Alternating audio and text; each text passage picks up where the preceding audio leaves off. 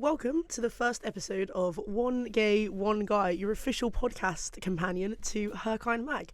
I'm Hannah, and I'm sat here with Joe. Hey. And we're going to introduce ourselves and tell you a little bit about us and a little bit about the theme of the podcast that's to come. So, Joe, you want to tell me about you and why you're a part of Herkind? So, I am every stereotype of the kind of person that wouldn't read this magazine. I am a straight white male. I'm a stereotypical straight white male. But the reason I wanted to get involved in this is because I have questions, standard questions that a lot of straight people have about the community that they might be scared to ask, might just not know the answers to. But also, my naivety could come in handy for someone who is potentially kind of on the border about their own sexuality. They might have the same questions that I have. So that's why that I joined. Also, I don't like writing about food, so I didn't want to join the other one. So, Joe, what you're telling me is basically you're kind of a proxy for any young LGBTQ plus women who might have a lot of questions about the community, who might not feel completely comfortable asking themselves. Right, exactly. So people that might be on the fence, people that, might be unsure in their own sexuality, I'm sure they have questions but don't know where to turn to. I'm going to be that person. I am a surrogate lesbian for the sake of this podcast.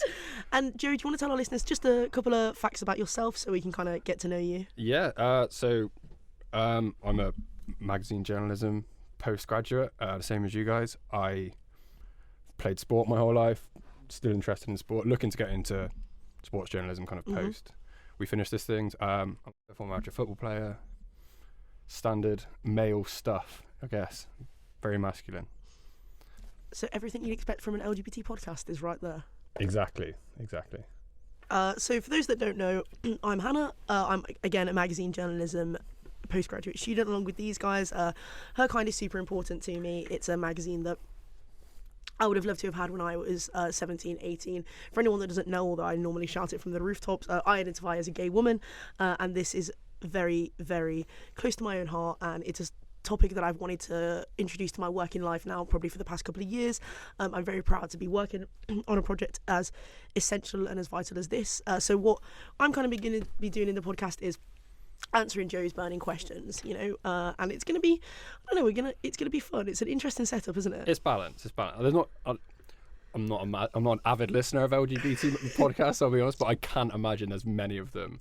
No, there's someone who is extremely openly out and someone who is extremely openly straight. Yeah, openly straight, is that openly straight? How long did it take you to come out straight? We will, yeah, exactly. We will come on to that. Yeah, so it's a pretty niche setup, like to have two people who are on complete opposite sides of the spectrum, because a great deal of the LGBT plus podcasts out there tend to have more than one member of the community involved. So this is going to be very fresh, very new. Exactly.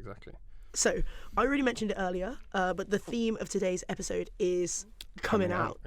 Yeah. So we're going to talk all things coming out, the concept of it, whether or not you have to do it, whether it still feels relevant in the 21st century, especially in 2020, how people feel about it. And we're also going to have some clips in from members of the community, young LGBTQ plus women, on their feelings about coming out, what they think of it, again, whether they think it's necessary, if it's actually a part of their life, so on and so forth. And then we're also going to have our Did You Know segment, which we're going to do at the end of every episode, which is like a 5-minute segment where we talk about something to do with the subject we've got going on today that a lot of people might not know.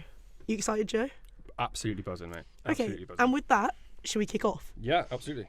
So we're going to talk about some common kind of questions and maybe even misconceptions centered around the concept of coming out. So Joe is going to ask me a couple of things. This one here. So, is it still necessary to come out in 2020? So obviously different people are going to feel different ways about this. But in my opinion, coming out should only happen if you feel like you're in a position where you can. So it's not necessary to come out because just because you're not out to people doesn't mean that your sexuality is any less valid than someone's that is. In my case, I feel personally for myself that it was necessary to come out because I'm a little bit older now, like I'm 22, and I'm not very old, but I've been out since, certainly to my family and friends, since I was 15, 16, so it's been a very long time for me. So the reason that I tend to be quite open about my sexuality, that I tend to come out to every person I meet, is because I almost feel a position of responsibility to younger women, because I know how it felt at 14 and 15 to be terrified of coming to terms with the idea that you might be gay or bisexual or anything that isn't straight. And what mattered to me when I was growing up was having role models to turn to and people to look up to. which usually kind of came in the form of celebrities, you know. There were lots of filmmakers, for example, I looked at, because film is very important to me, who were openly gay, and that really helped me to sort of accept myself. And I just feel now that if I'm open with it, then I hope it encourages other people to be open and honest about it too. And that's my opinion. How would you define coming out? Because to someone like me, it just seems like you finally have that conversation where you sit your parents down and you say, look, this is who I am. But I'm sure it's a lot deeper than that. It goes a lot further than that. Yeah. The only thing that I base that on is films or TV series where the whole kind of plot line has been, is this person gay, is this person not gay? Then they finally have that conversation. They're normally crying, and that's them coming out in quotation marks. Yeah, that is the archetypal but what is, like, I'm sure there must be more levels to it than that. So coming out doesn't really look like it does in film and television. You know, there aren't, you know, explosions of rainbow confetti everywhere, and there's no kind of cake to be sliced or anything. Coming out looks very different, because what's important to remember when it comes to coming out is the fact that you don't just come out once in your lifetime, and any queer person will tell you this. Coming out is a matter of repetition. So you come out over and over and over and over again. So there's, of course, coming out to your family, there's coming out to your friends, but then later in life, they will be coming out to your fellow classmates. They'll be coming out to your colleagues. You'll come out to basically every new person you meet at one point or another, especially if, for example, your personal life is intrinsically linked to your sexuality. In some people's cases, that's not it. There are lots of bisexual, pansexual and queer women who may be dating men currently at that moment in time, and they may not choose to disclose their sexuality. In the case of gay women, for example, like myself, it's difficult to avoid the subject of my romantic life without naturally coming out to someone, because I will inherently be using she, her pronouns. So coming out looks different every time you come out to someone. So when I came out to my family, I was about 16 years old. I actually didn't want to. I was actually outed against my own will because text messages were found on my phone to another girl, and it meant that I had to be pretty honest and upfront with my family, maybe when I wasn't exactly ready to be. And to be honest, my parents have been pretty great from day one. It did take them a little bit of time to get their heads around it when I first told them, perhaps because I was very young. I also come from an Irish Catholic background, which colours things a little. But then ever since, in the 7 years pretty much since I've been out to them, they've been incredibly supportive, and I couldn't have asked for better parents. They have no problem with me dating women. You know, in fact, they ask about my romantic life. They ask what girl I'm talking to next, which makes it sound... that doesn't mean I'm always talking to girls, by the way. I just needed to throw that out there. It trivialises it, but it's like, that's the same kind of conversations that my parents have with me. Exactly. So that's reassuring. But that's what you want, though. You want that normalisation of it. Yeah, exactly. Just because you might be texting a female, my brother might come up to me and say, oh, are you talking to anyone at the minute? I know he's referring to a female because I'm straight. Exactly. But in the same sense, your parents say, oh, who are you talking to? You know they're referring to a female because... And it's lovely to have that. Like, my mum will say, like, oh, how was that girl you were talking to? Or, you know, we met this girl, or we saw this girl. And it's really nice that my parents have normalised that for me. And, like, my dad, for example, and my mum too, will go out of their way to send me articles about gay culture and stuff because they know I'm interested in it. They've gone out of their way in the past to watch films about LGBT people, you know, in order to make an effort to connect with me more, which is very admirable. And I realise how very lucky I am to have a family like that.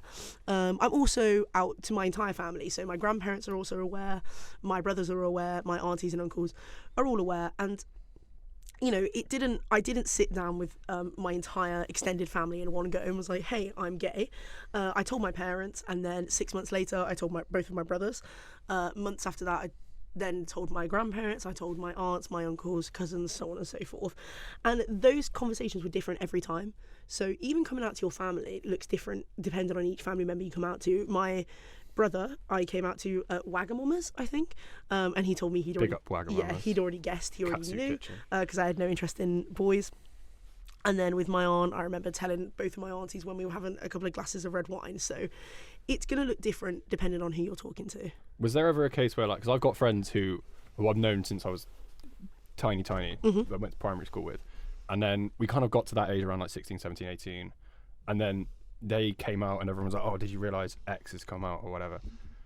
And there was kind of a, really? Because we all knew. Like, I've got friends who you didn't know were gay, but you're like, you can read the signs. Was there ever a sense where, like, you came out to someone and they were just like, oh yeah, we knew, we had that idea? Oh yeah, I think that was the vast majority of my experience in coming out. And it wasn't a case where someone was like, oh my god, Hannah's come out. It was just like Hannah's Okay. Yeah, being completely Cool. honest, it wasn't much of a shock to anyone. Particularly not my parents, because even when I was a teenager, I just never really had interest in boys. Like, I Right. didn't talk about boys. I didn't have posters of boys on my wall, other than One Direction, but that was purely a musical interest. And same with my brothers. Both of them were like, we had this inherent feeling. Same with my friends at school, they just had this feeling. Even when I got to university, for example, my friends on my course will vouch for me. When I, not admitted, because like obviously I was already out, but when I mentioned the fact that I was gay to them, not a single one of them was surprised. Yeah, I can back, but that goes back to the original question. When I first met you, I wasn't in my head. I was like, I bet she's a lesbian. It was just when we started having a conversation, you said, "Oh, I'm seeing this girl." In my head, I was just like, "Yeah." And there it is. Yeah, exactly. Checks out. So there are lots and lots of cases where people have come out, and it's almost like everyone knew before they did. Right. So even in my case, it sometimes felt like that people around me knew even before I'd decided solidly kind of what my sexuality was. Yeah, and it's not a case where you're like pushing that person to be like, Not at "You're all. definitely gay. You need to come out." It was just like we can kind of see the writing on the wall. I guess- and that's fine. That's fine. That's just Exactly. Like, that's someone's makeup. That's how they. at the end of the day, your family and friends know you, and they know you well enough to understand things about you, and they might even suspect things, especially with your parents. Like, your parents might know you better than you know yourself, and some friends do, and they might be able to anticipate the fact that you might not be straight. Going back to the original question, then, is it necessary to have? So when you say coming out, I think the question is more: is it necessary to have that one conversation where you sit someone down and say, "Look, this is who I am," or is it just a case of be who you are, be happy in who you are, and people will kind of connect the dots? I think if you're in a position where you're comfortable and you're safe to come out, and you want to, then you absolutely should. If it's something that you want to do, then you should. But I do think it's important to bear in mind that a great deal of people aren't in positions where they can, whether that's because of they might struggle financially if they were to come out, or whether their general well-being and health could be threatened. There are cases, unfortunately, still where people's social lives can be threatened by it. I think coming out should always be a personal decision. Like, it's the one thing often as queer people that we feel control of, that we own. So for someone to be outed is something I wouldn't wish upon my worst enemy. Right. Coming out can happen at any age. I mean, like, all we have to do is look at Philip Schofield as an example. People are coming out later and later in life. And at the end of the day, that's not on anyone to judge him for that. That is completely his choice. And yeah, it comes back to the original point is, I think you should only come out if you feel safe and comfortable to do so, and if it's something that you desire. It's not necessary to come out, but if it's something you want to do, then you absolutely should. But I think the main takeaway from it is just to live life on your own terms, and the people that you want to know, the people that need to know, they can know if necessary. Right, segment coming up for you now, Joe. The thing you're going to look forward to most. Can you guess what it is? Is it the Did You Know segment? It is Did You Know? How did you Wow. know? It's almost like we had this planned out before. Wow. It's funny actually saying how did you know, because actually the person we're talking about today made a great song called How Will I Know? I'm giving you clues here as to who we're talking Is it- about. How will I know if you Yeah! think you know? Wait, Of me I say a prayer with every heartbeat. God, who is that? Whitney Houston. Oh, it is Whitney Houston. we were talking earlier about it, and I was like, "Is that Whitney Houston?" I thought that was someone else. Oh, No, that was well. Whitney Houston. So yeah, Well, there we are. You Whitney- learn something new every day. you do, and that's not even what you're going to learn. Fantastic. So that's even more exciting. Absolutely fantastic. So Whitney Houston, 80s starlet, huge singer, hits such as I Will Always Love You, How Will I Know, which Joe and I just butchered within an inch of its life. Lovely rendition. Also, I Want to Dance with Somebody, It's Not Right But It's Oh, that's Okay. a big tune as Just, well. so many hits. She's a massive pop star in the 80s, huge influential member for R&B, disco, so on and so forth. Whitney Houston, of course, died a couple of years back. Quite tragically, her life was cut very short. But I've got a Did You Know for you coming up. So it was recently revealed by Whitney Houston's former partner, Robin Crawford, who's a woman, that they had a 20-year, pretty much lifelong relationship that was never discussed while Houston was alive. There were always rumours about it. So, people always kind of talked about the fact that she might be gay or she might be into women. But until many years after her death, I mean, this news came out just before Christmas. It was never actually established that Whitney Houston had a 20-year relationship with another woman. I never actually knew that. No. Genuinely never knew that. And you really didn't know that Wait, at all? what was her partner's name? Robin Crawford. Was she the one that was married to Mike Tyson?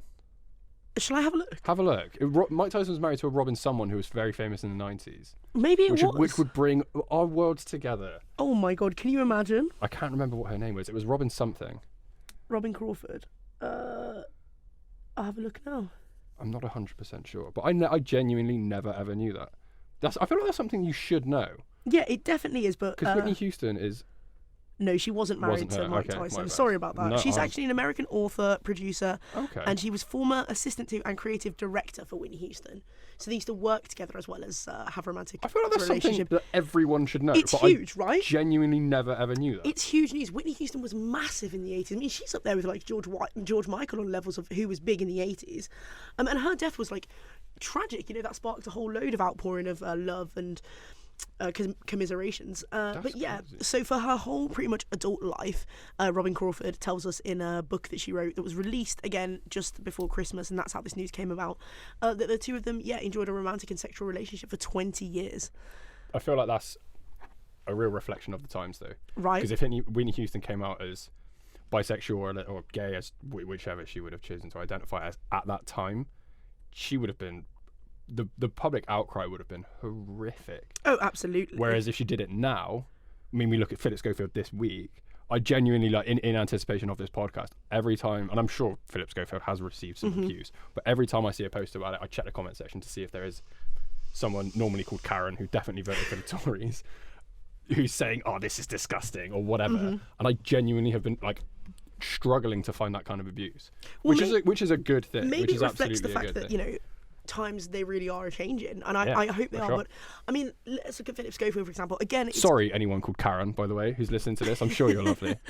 Well, it's not too dissimilar from the Whitney Houston thing. Let's think these were both people in their 20s during the 80s. Let's not forget the context here. The 80s was the height of the HIV/AIDS crisis. Gay people, certainly in America, yes, over here, but obviously it was America that bore the brunt of the AIDS and HIV crisis. We were essentially treated like the scum of the earth. Right. You know, anyone that suffered with HIV, anyone that suffered with AIDS, it was seen as a gay plague. You know, people were thankful for the fact that this crisis was happening because they saw it as a punishment for LGBT people's supposed sins, of course, which there is no such thing. I'm sure you've seen Dallas Buyers Club. Of course, they had to break the law to get medication. Well, exactly. And so if you think about Philip Schofield, what we were just talking about was a 23-year-old man in the 80s. Whitney Houston was a woman in her early 20s in the 80s. Why would you come out? Yeah. You know, especially not just, you know, and it was the same with George Michael. George Michael was a gay man in the 80s. He never came out. In fact, George Michael was outed. So maybe he never wanted to come out. That didn't come out until later in the 90s, you know? Yeah. So what does it say that these people clearly had relationships romantically and sexually with people? In the case of Houston, it was a decade-spanning relationship. It was clearly an important and beloved relationship that she could never be honest about in her whole lifetime. And I think it's important that it is important to remember that it's sad, but it's also very, very, very different now. I'm sure there are definitely celebrities. There are definitely footballers. Oh, absolutely. Who are there's Max Clifford, who is a questionable human being, but he said he's a publicist for those who don't know. Yeah, I was going to say the PR guy to the stars. He said he knows full well that he's got clients who are openly gay with their friends and family, but publicly that is kept deeply, deeply under wraps. And I think I'm going to try and make a comparison here between a random footballer who is not as relevant as Whitney Houston, but I think it does speak volumes that they see it as if they came out, it's not going to go down well publicly with them. It's not going to go down well with the fans, and that's a shame. And that's massive. I mean, and the only openly gay footballer I can think of who played recently is Thomas Hitzelsberger, and he came out years after he retired. Justin Faucheux years ago got killed. Killed himself. Exactly. Yeah, exactly. And that's like, as sad as it is, that is probably why they didn't come out, because they knew the torment would be so bad. So this is something to talk about, because I mean, football is your area of expertise, and gayness is mine. Some would question that. And I am a Bristol City fan. We actually cross over. I'm anyone that knows me, I'm beloved fan of Tottenham Hotspur, probably one of the worst teams in the world. Joe loves Bristol City, and we always talk about football, but here we can actually link football and queerness, which is really interesting. Absolutely. So I think it's the opposite in the women's game. It's completely the opposite in the women's game. Opposite. There's a big stereotype that, if you play football when you're a woman, you're a lesbian, and that's obviously not the case. Not at all. But you've got American women like Megan Rapinoe, who is you've got an icon. Yeah. An absolute icon. You've got Ashlyn Harris and Ali Krieger, who are quite literally married and both players for the US women's national team. So it's interesting. You find this across football. You'll see it in the Women's Super League. You see it in the National Women's Soccer League over in America. A great deal of female football players are openly gay or bisexual. And then you look to the Premier League, you look to Division 2, you look to the Championship or whatever. Where are the openly gay male... And statistically, it just doesn't add up, right? They 100%, there are gay... I played with people who used to be gay, and it was... we'd make jokes, obviously, but it was never malicious. But it definitely happens at the professional level, 100%. So I'm curious to get your opinions on this then in that case. So do you think footballers, so Premier League football players, I was talking earlier about the idea of coming out and the idea of being a role model and responsibility. Do you think Premier League footballers... I know it's difficult. I know it's a very difficult line to balance and a tight rope to walk, to tread. Do you think there should be a sense of responsibility where they maybe should come out to say to younger fans, perhaps, that this is okay? I play football and I'm gay, and you can do both. This really isn't my question to answer, I'll be honest. That's true. As a football fan, yeah, I do not care. Yeah. The only thing that I care about is how good you are at football. Yeah. That is the only thing I care about. And only that should be the only thing thing that people care about, right? And we're kind of talking about the whole race debate here when we bring Sterling in and stuff. I do not care. How good you are at football is what I'll judge you on. Yeah. Whether you want to openly come out as a gay footballer, if you do, I will absolutely applaud you for doing that, because that is a big deal. Do you think it'll ever happen? Absolutely. Yeah. 100%. Really? I think, yeah, absolutely. It has to. Same as anything. I think there's gonna be someone who does it and everyone's like, whoa, okay. And then I think someone's going to take that leap. And I don't know who that is, because that's just the nature of the beast at the minute. Mm-hmm. But I think once you cross that threshold, I think, and I don't know how long it will be. Mm-hmm. But I think once we cross that line, then you're going to start people being a lot more open about it. Mm-hmm. And they're going to get abused. They're going to get abused from their fans for everything. Of course they are. That's obviously not a good thing. Mm. But it has to happen at some point. Like you said, statistically, there has to be... And there is. Yeah, of course. Absolutely players who everybody knows, who are household names, might even be in the England team, you don't know. Yeah. But it's going to happen eventually. Yeah. Well, I hope so. Yeah. But you saw, even going back to Sol, anyone who knows about Sol Campbell. Sol Campbell, there was rumours about him being gay for years and years and years and years. And I think the guy's married with children, which obviously not something Philip Schofield. Well, no one's ever betrayed me the way Sol Campbell has. Yeah. Tottenham to Arsenal? Tottenham to Arsenal. Unforgivable. Go on, Sol. What a legend. But the abuse that he got... Yeah. And there were songs about him having AIDS, having everything under the sun, and he wasn't even gay. Yeah. So can you imagine the backlash you'd face if you were to be openly gay and come out in that football for someone to not do that, I completely understand. Mm-hmm.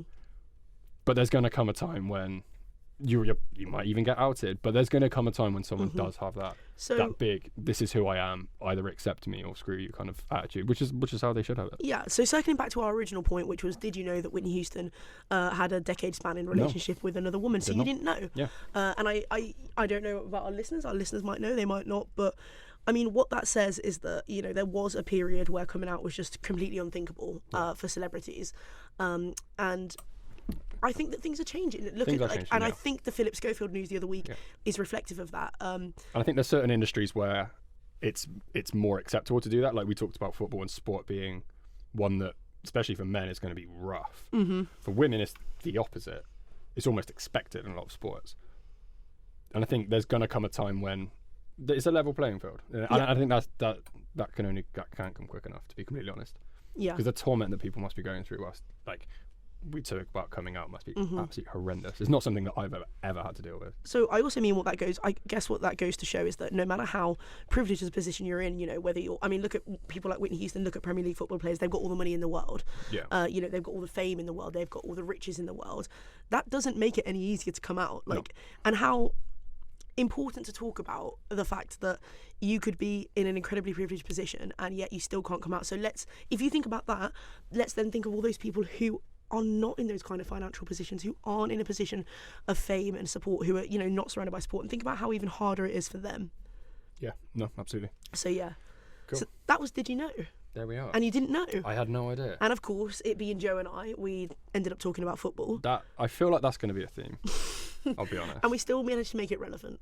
It was. No, absolutely. There is, now, if someone was having a secret homosexual affair Mm-hmm. in music, I think it would be far less shocking than if a footballer came out. And, Absolutely. I mean, that would if it came out that I'm trying to think of a musician who's popular now. Taylor Swift. Yeah, if that, I would look at a headline and be like, oh, Okay. but that's not. That to me wouldn't be shocking. If I was to read something like Harry Kane. Harry Kane, Yeah. I'd be like, oh, okay, that's Yeah.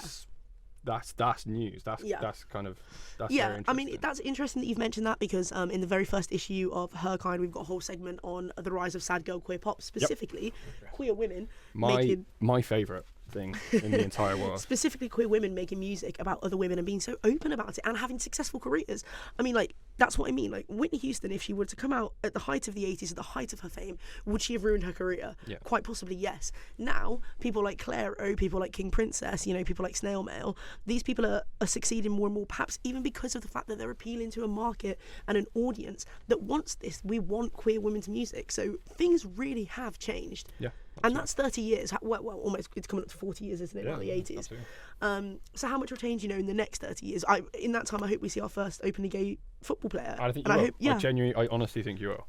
And like I said, the abuse will go on with that. Absolutely, there will still be that guy on Twitter who will keep doing it, and there's nothing you can really do about that except call him out. Mm-hmm. But that it will happen. It absolutely will happen, 100%. But yeah, I think our Did You Know this week kind of, as much as it makes us sad about the past and what queer people had to go through in the past, especially queer women, I think it also enables us to realise that times really have changed, and it reflects the fact that progress will continue to be made. And I think that's a nice note to end our first episode on, is that if you feel like right now you can't come out, if you feel like you don't want to come out, don't feel like that feeling's going to be forever, because it's not. Every single feeling is temporary, and at some point, if you want to, you will be able to tell the people that matter to you, and you'll be able to tell the people that you love, even if you're afraid.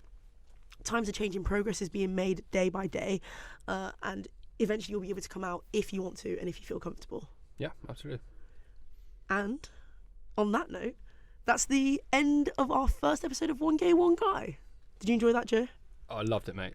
Especially, I'm genuinely shocked that I didn't know that about Whitney Houston. I feel like that's something you should know. It's huge, right? It's massive news. Yeah. Maybe we should put out something on our Twitter page and, ask our followers whether they knew it. Absolutely. And find out how many people Check knew our this socials. kind of thing. What is our Twitter handle? So you can find us at Herkind Mag on Instagram. You can also find us under the same handle on Twitter.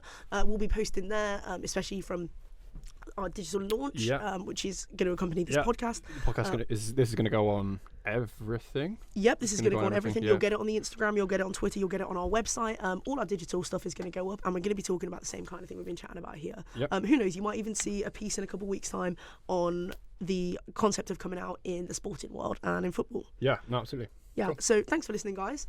We've been One Gay, One Guy. Thanks, guys.